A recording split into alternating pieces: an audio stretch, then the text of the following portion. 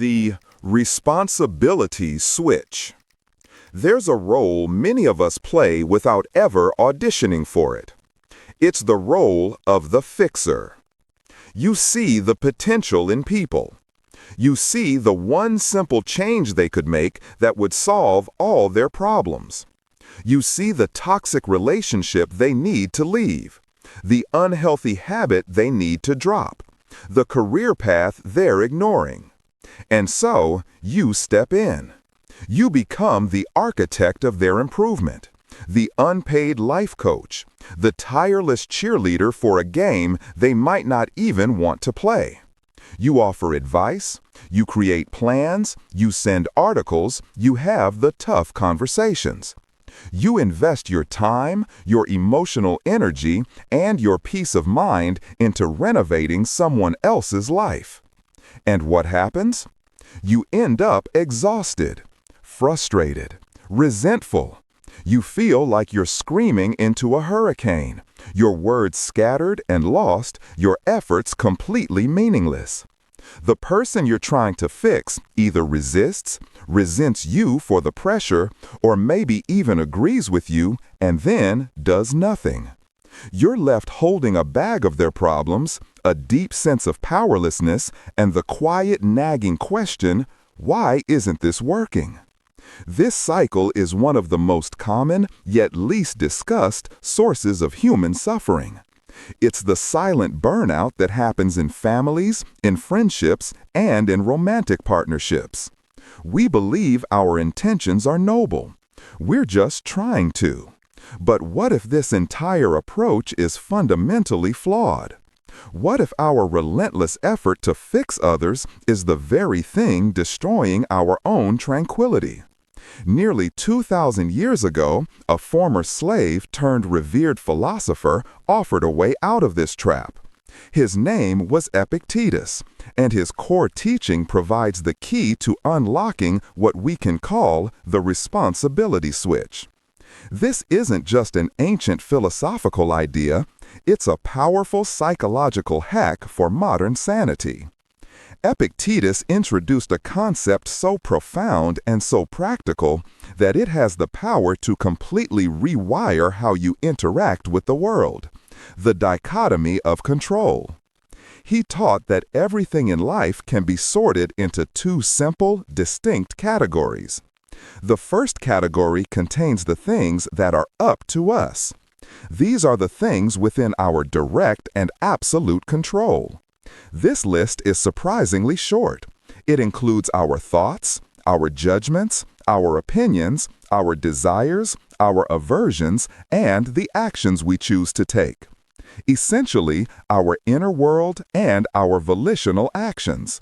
That's it. The second category contains everything else. These are the things not up to us. This list is vast and infinite. It includes our bodies, our possessions, our reputation, and, most importantly for our discussion, it includes other people. Their thoughts, their feelings, their choices, their habits, their values, and their behaviors are all firmly, unequivocally in the second category. They are not up to us. The source of our misery, Epictetus argued, comes from a simple but catastrophic error.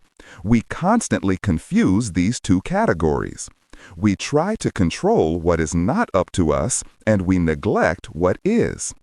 Every time you feel that burning frustration because your partner won't adopt your healthy eating habits, you are trying to control what is not up to you. Every time you feel anxiety over a friend's self-destructive choices, you are trying to manage their life, which is not up to you. Every ounce of energy you spend trying to change someone's mind or fix their character is energy poured into a bucket with a hole in the bottom. The responsibility switch, then, is the conscious, deliberate act of recognizing this distinction in the heat of the moment. It's the mental action of seeing a situation, identifying what belongs in the other person's category of control, and flipping a switch in your mind that says, "That is not my burden to carry. That is not my responsibility to fix. This isn't about becoming cold, callous, or indifferent. It's not about apathy. It is the highest form of wisdom and self-preservation. It is about understanding the fundamental boundaries of personal sovereignty. By trying to fix someone, you are, in a sense, disrespecting their autonomy. You are attempting to commandeer their will, to steer their ship for them. The Stoics understood that every individual has their own ruling faculty, their own internal command center. Your job is to manage yours, not to stage a coup in theirs.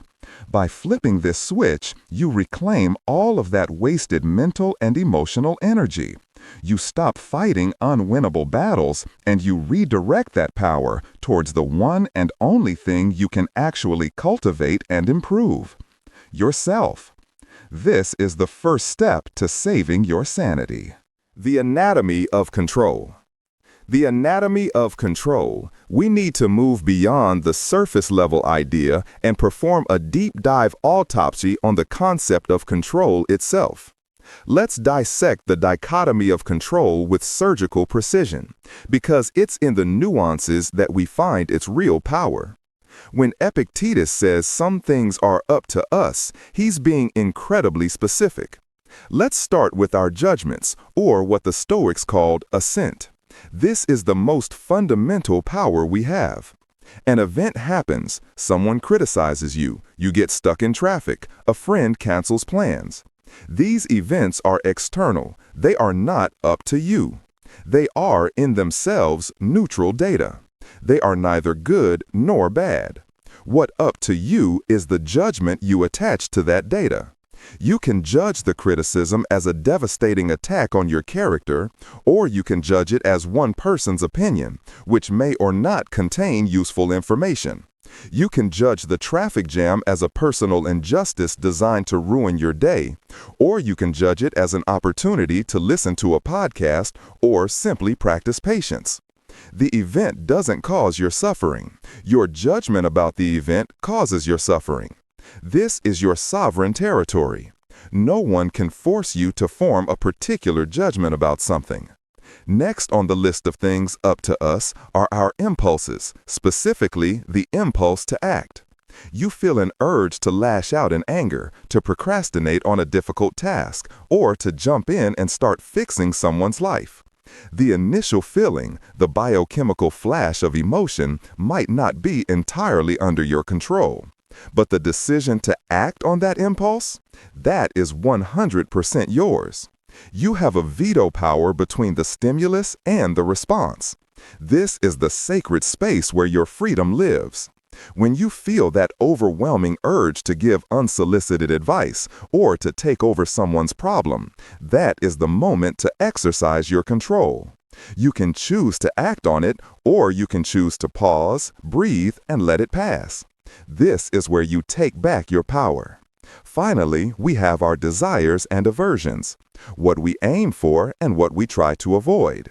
The Stoic argument is that we should desire only to cultivate our own virtue and to act in accordance with nature, and we should have an aversion only to things that corrupt our own character.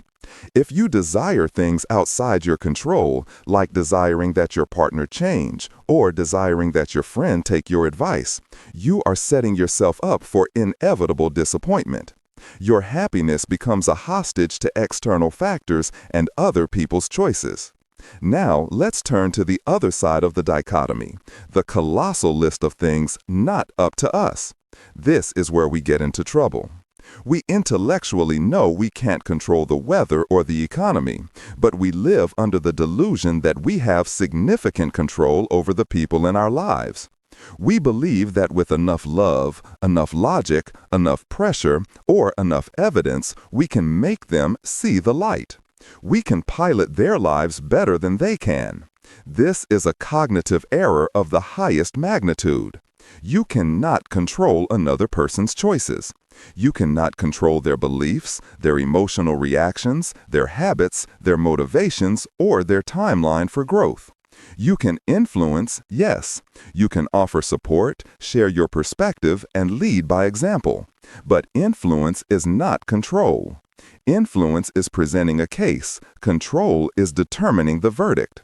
You are the lawyer for your perspective, but they are and always will be the judge and jury for their own life. The attempt to control another person, even with the best intentions, is an act of profound arrogance. It presupposes that you know what is best for them better than they do. It discounts their own life experience, their own values, and their own capacity to learn from their mistakes. Often, the very lessons they need to learn can only be learned by making the wrong choice and living with the consequences. By constantly trying to fix them, you rob them of that essential process. You become a crutch that prevents their own muscles from developing. This is the great paradox. The more you try to control someone, the less capable they may become. Your help can actually be a form of harm. The responsibility switch is therefore an act of both self-preservation and profound respect for the other person. It's a declaration that says, I will manage my own garden, my thoughts, my actions, my character, and I will trust you to manage yours. I can offer you seeds and tools, I can tell you about the weather, but I cannot do the planting and watering for you. That is your sacred duty to yourself. When you fully internalize this, the world shifts. The anger and frustration you feel towards others begins to dissipate, replaced by a sense of calm acceptance of reality and a renewed focus on the only person you were ever meant to fix, yourself. Block 3. How to flip the switch in real life. Understanding the philosophy is one thing. Applying it when your heart is racing and you're watching someone you care about make a terrible decision is another entirely. So how do we actually use the responsibility switch in the messy, emotional theater of daily life? It's not a one-time event, but a practice, a mental muscle you have to build. Let's break it down into a practical, 4-step process you can use in the heat of the moment. Step 1 is recognize the impulse. This is the critical first stage of awareness. You have to catch yourself in the act of wanting to fix. What does it feel like? It often manifests as a physical tension in your chest or jaw. It's a surge of anxiety or frustration. It's the mental script that starts with, they should, or if only they would, or I need to make them understand.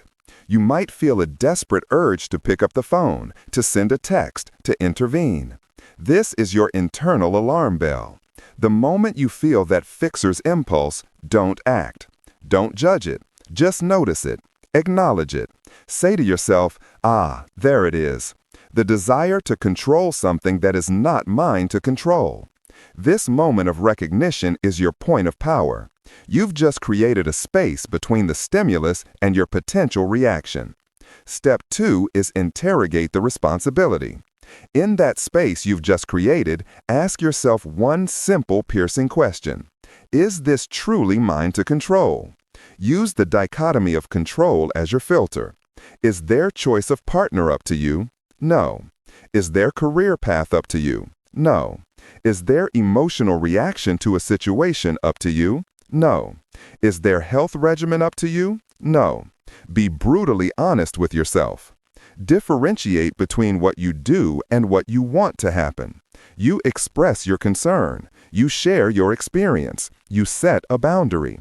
But you control the outcome. You cannot make the decision for them.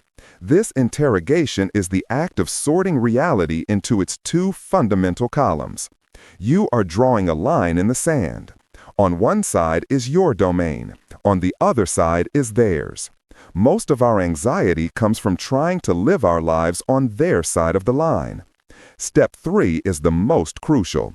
Consciously release the outcome. This is the mental equivalent of opening your hand and letting go of a rock you've been clenching. You have to verbally or internally release your attachment to what they do next. You can create a mantra for this. It could be as simple as, I release this outcome, or their choice is their choice, or Epictetus's own powerful reminder, this is nothing to me. This doesn't mean the person is nothing to you. It means the outcome, which is outside your control, should not be allowed to disturb your inner peace. Let's take a concrete example. Your adult child is terrible with money, and you're worried they're heading for disaster. The impulse is to lecture, to control their spending, to fix it. Instead, you practice the steps. 1. Recognize the anxiety. 2. Ask, is their spending up to me? The answer is no. What's up to me? My own financial health and how I choose to respond. 3. You consciously release the outcome. You say to yourself, I cannot control their financial decisions. I release my peace from being dependent on their choices. Step 4 is to redirect to your domain. Now that you've freed up all that mental energy from trying to control the uncontrollable, you must redirect it to what is actually up to you. This is the constructive part of the process. Instead of focusing on, you focus on. What is your virtuous response in this situation? Continuing the example of the financially irresponsible child, your domain of control includes deciding whether or not you will lend them money. That's your choice. It includes setting a boundary. I love you and I am worried, but I will not be bailing you out financially. It includes managing your own anxiety about their future through Stoic practices. It includes focusing on being a good example of financial responsibility yourself. You shift from being the frustrated, ineffective manager of their life to being the calm, effective master of your own. This is how you flip the switch. It's not about inaction, it's about right action. You act powerfully within your sphere of control, and you deliberately refrain from acting in theirs. This practice, repeated over and over, will build a fortress of tranquility around your mind. It saves you from the exhaustion of fighting unwinnable wars and empowers you to win the only one that ever mattered. Block 4. The freedom of letting go. When you first start practicing the responsibility switch, it can feel counterintuitive, almost like a dereliction of duty. We are so conditioned to believe that caring for someone means managing them, that letting go can feel like giving up. But the long-term payoff of this Stoic discipline is not apathy or disconnection. Paradoxically, it's a deeper sense of peace, stronger and more authentic relationships, and a massive surplus of energy for your own life. This is the profound freedom of letting go. First, let's talk about the impact on your own mental health. The act of constantly trying to control other people is a recipe for chronic anxiety and stress. Your nervous system is perpetually in a state of high alert, monitoring their behavior, anticipating their next mistake, and strategizing your next intervention. You are essentially making your emotional state a puppet, and you're handing the strings to people and circumstances that are, by definition, outside your control. You're happy they take your advice. You're calm they make the right choice. You're at peace their life goes according to your plan. This is a fragile, volatile way to live. When you flip the responsibility switch, you cut those strings. You declare that your inner peace is non-negotiable and will no longer be outsourced. Your tranquility becomes dependent only on your own judgments and actions, which are always within your control. The result is a deep, abiding calm that isn't shaken by the chaotic choices of others. You stop riding their emotional roller coaster and learn to stand on the firm ground of your own inner citadel. Second, consider the surprising effect this has on your relationships. When you are in fixer mode, you are not relating to the person in front of you as an equal. You have adopted a position of superiority, whether you intend to or not. You are the teacher, they are the student. You are the doctor, they are the patient. This dynamic, however well-intentioned, breeds resentment and resistance. People can feel when they are being managed, and they will almost always push back, even if your advice is sound. When you let go of the need to control them, the dynamic shifts dramatically.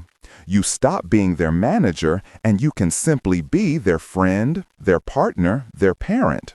You can offer support without attachment. You can listen without immediately formulating a solution. Your presence becomes a safe harbor rather than a courtroom where they are constantly being judged. Ironically, this is often the very thing that inspires change.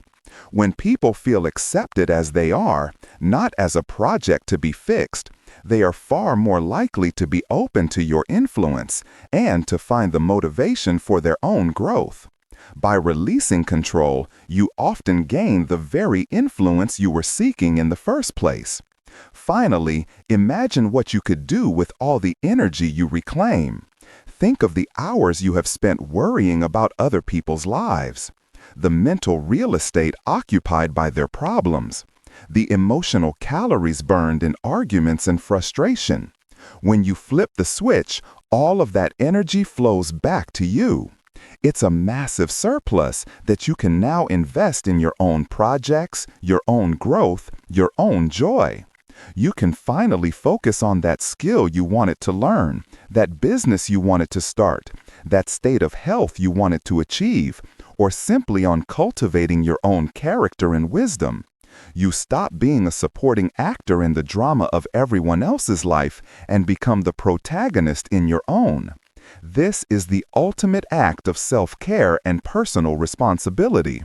It is the Stoic promise. By focusing only on what is yours to control, you gain a level of freedom and effectiveness you never thought possible. You stop trying to fix the world and you start by mastering your own, which is the only way to truly make a difference. The responsibility switch is in your hand. The only question is, will you flip it?